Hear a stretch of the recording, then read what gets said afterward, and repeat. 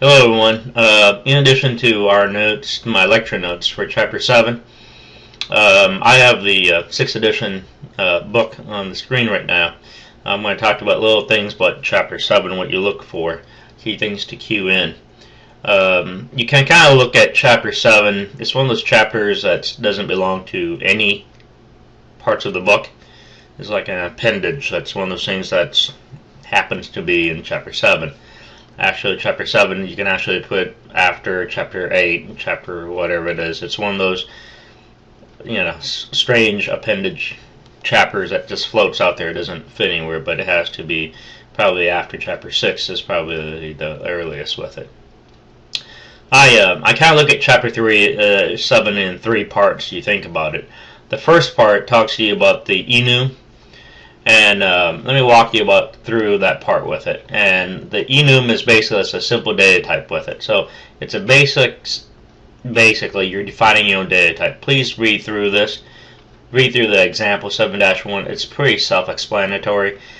Key things to note is that you don't have to have uppercase for the examples in the enum data types that we have for color here. I mean, they just happen to uppercase it just for a good practice, best practice.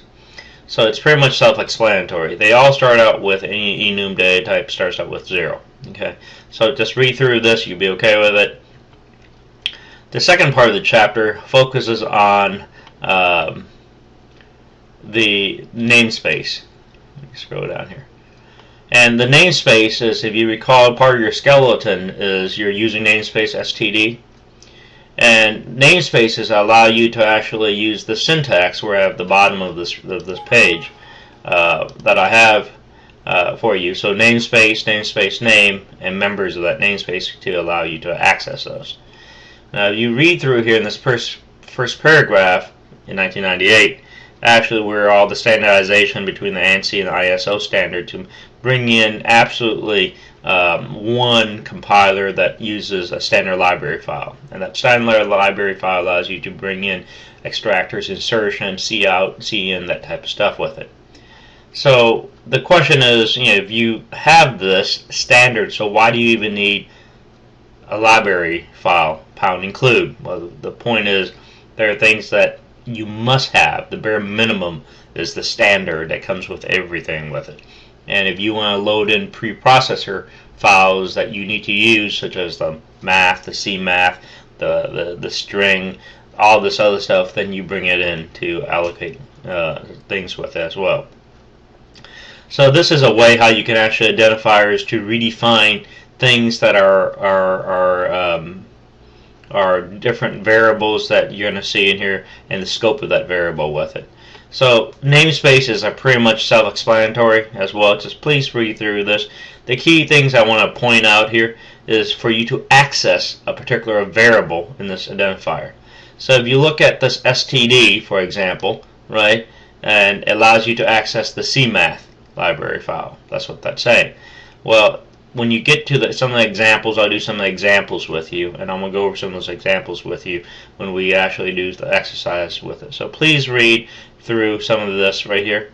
And it does require you to have, even though you have this using namespace std, and then you have namespace expression n here, it does require you to have this right before your main. This looks very familiar, like your function prototype, right? So even though you have this before it, you still need your function prototype. So using namespace with this expression with it. So that way we can actually refer to it. I want to point out there's a couple of things in the syntax here. There's this : syntax. That's to allow you to access the variables inside this expression with it. Okay, so all that is, it's just a scope of that resolution of that operator for you to access that with it. So if you could read through this, and I feel like I'm missing a page. I am missing a page. I went from page 475, and this file is missing the 476. So and this really messes everything up, doesn't it? because the third part in this chapter I really would like for you to know it well. It's a transferable concept that is talks about our strings. So if you're looking at in your 7th edition book, it's on page 490. Starts on page 490. This book starts on page, apparently,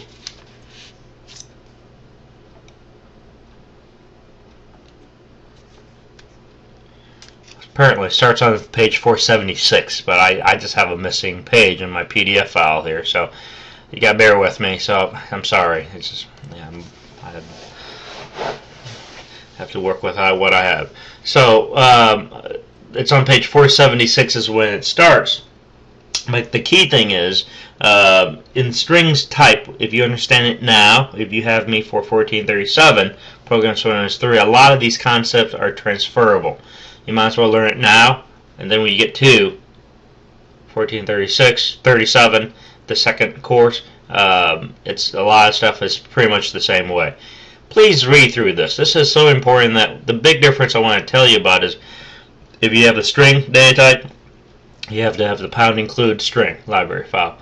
This is how we declare it in here with C++. It's lowercase s. With Java, it's uppercase s. Okay, and you do not need a library file for Java, but for C++ you do. So this is a particular statement. It's declare a statement. Hello there. It's assigned to string 1 after you declare it, and then you will assign string 1 to equal string 2 with it.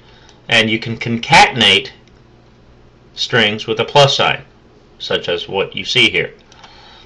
You can also add one string to another string with it. So you can do something like this to actually put a space between the two strings with it. So that's the type of stuff that you can actually look at with it.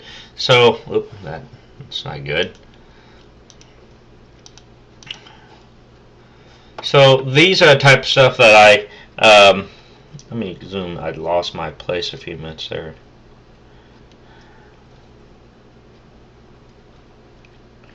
So this is the type of things that I'm missing another page. It looks like.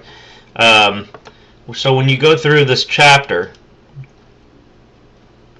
I'd like for you to look at example 7-13. 7-13 is pretty straightforward. It's just basically concatenating lines by line, and you get the output out of this thing. That's very important. The part that I want to point out is when you come down to, this is page, my 6th edition wonderful PDF file. It says, look at this. If I want for you to access string 1, position is 6. All right. This is you gotta be careful when you get into elements. The content of the array I'm going to call is the composition. The position of the element, what is called elements of it, or the position, is called position or elements with this thing. So for example, let me just give you a really summary with this thing. So for